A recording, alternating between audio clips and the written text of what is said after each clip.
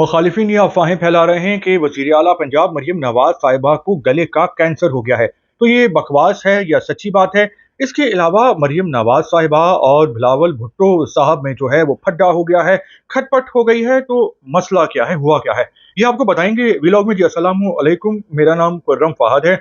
ये जो बात है, अफवाह या खबर कह लें कि बहुत ही गर्मा गर्म आजकल हो रही है कि मरियम नवाज साहिबा जनेवा गई हुई हैं और उसकी वजह यह है कि वो इलाज के लिए गई हुई हैं और इलाज करवाने के लिए गई हुई हैं अपने गले के कैंसर का। तो इस हवाले से जब तहकीक की गई है, तफ्तीश की गई है, तो इस बात को बगैर सबूत के कैंसर कहना जो है वो बिल्कुल ही गलत है। भले से कोई दुश्मन भी क्यों ना हो, नापसंदीदा शख्सियत हो, लेकिन किसी के बारे में ऐसी बातें फैलाना जो है वो अनएथिकल होता है।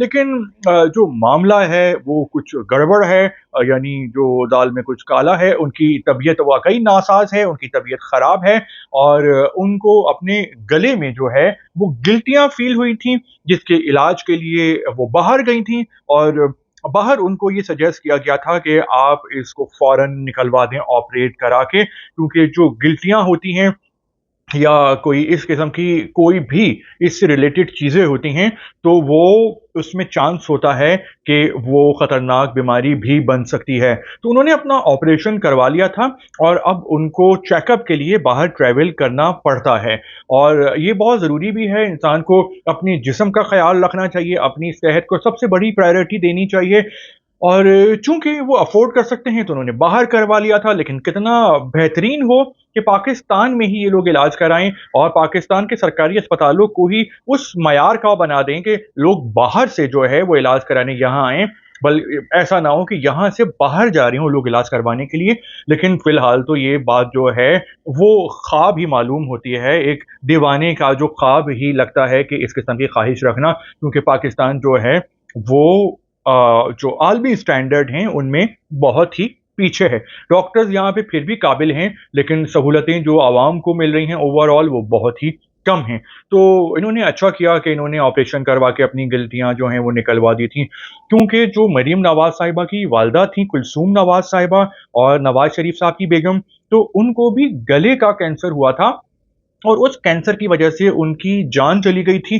कुलसूम नवाज़ साहिबा जो थीं, उनका एक बहुत ही एक अच्छा मतलब कैलिबर, एक इमेज, रेपुटेशन थी और मुखालिफिन भी उनकी इज़्ज़त करते थे। जब मुशर्रफ साहब के ज़माने में नवाज़ शरीफ साहब को उम्र कैद हो गई थी, तो उन्होंने एक बहादुर औरत के रूप में वो सामने आई थीं, सियासत में आई थीं, नवाज़ शरीफ साहब को छुड़ाने के लिए जद्दोजहद की थी, तो लोग उनकी बहुत रिस्पेक्ट करते थे और करते हैं।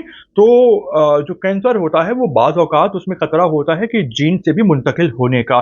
तो इंसान को अपना बहुत ख़्याल रखना चाहिए और हम उनको कहेंगे कि गेट वेल सून। लेकिन ये प्लीज़ चाहे उनको पसंद करने वालों या नापसंद करने वाले हों मरियम नवाज़ साहिबा को, ये कैंसर वग़ैरह की बातें ना करें, ये अच्छी बात नहीं होती अख़लाक़ी तौर पे। जो दूसरा पॉइंट है वो ये है कि बिलावल भुट्टो साहब नाराज़ हो गए हैं, जो वफ़ाकी हुकूमत है शहबाज शरीफ साहब की, और उसकी वजह बनी है मरियम नवाज़ साहिबा। तो मरियम नवाज़ साहिबा ने ऐसा क्या किया है? देखें, जब ये लोग हुकूमत बना रहे थे तो पीडीएम जो वजूद में आई थी, तो पीडीएम 2 है क्योंकि ये दूसरी बार हुकूमत कर रही है। तो पीपल्स पार्टी और नून लीग में ये बात हुई थी कि पंजाब में भी उनको शेयर मिलेगा, क्योंकि पीपल्स पार्टी की पंजाब में कुछ सीटें हैं जो यूसुफ रज़ा गिलानी साहब और उनके बेटों ने जीती हैं। तो ये बात हुई थी कि पावर शेयरिंग होगी और पंजाब में उनको हिस्सा दिया जाएगा। लेकिन मरियम नवाज़ साहिबा चूँकि चूँकि राज कर रही हैं पंजाब में, और ये 3 औरतें हैं, मरियम नवाज़ साहिबा, मरियम औरंगज़ेब साहिबा जो सीनियर वज़ीर हैं, वज़ीर माहौलियात भी हैं, और अज़मा बुखारी।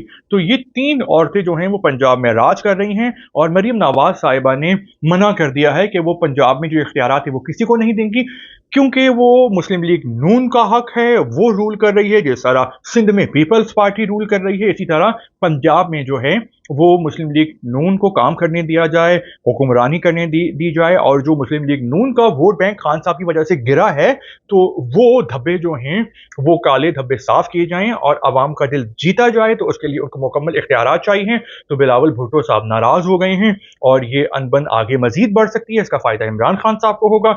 ये लोग वैसे भी जो हैं वो असली सियासी दुश्मन हैं मुस्लिम लीग नून और पीपल्स पार्टी खान साहब की दुश्मनी की वजह से, क्योंकि खान साहब ने इनके आके छक्के छुड़ा दिए थे, बगैर सबूतों के जेल में डाल दिया था इन सबको, तो ये लोग एक हो गए, लेकिन ये आपस में दुश्मन हैं। जब पीपल्स पार्टी का उरूस था जुल्फ़िकार अली भुट्टो साहब का ज़ियाउल हक के ज़माने में, तो ज़ियाउल हक साहब ने इक़्तिदार पे कब्ज़ा कर लिया था, भुट्टो साहब को फांसी पे लटका दिया था और नवाज़ शरीफ साहब को सपोर्ट किया था ताकि पंजाब से भुट्टो साहब का वोट बैंक टूटे। तो नवाज़ शरीफ साहब को भी जो लॉन्च है, वो भी एस्टेब्लिशमेंट ने किया था। भुट्टो साहब को भी जो एस्टेब्लिशमेंट में अयूब खान, जनरल अयूब खान लाए थे और हमारे सामने है कि जो पीटीआई है इमरान खान साहब की, उनको भी एस्टेब्लिशमेंट ने ही सपोर्ट किया था 2009, 11, 14 में। उस वक़्त जो डीजीआईएसआई थे वो जनरल पाशा थे, ज़हीरुल इस्लाम थे, तो मुकम्मल सपोर्ट किया गया था इमरान खान साहब को। लेकिन फिर होता यही है कि जिसको भी बनाते हैं, जिस पे हाथ रखती है एस्टेब्लिशमेंट, उस सियासतदान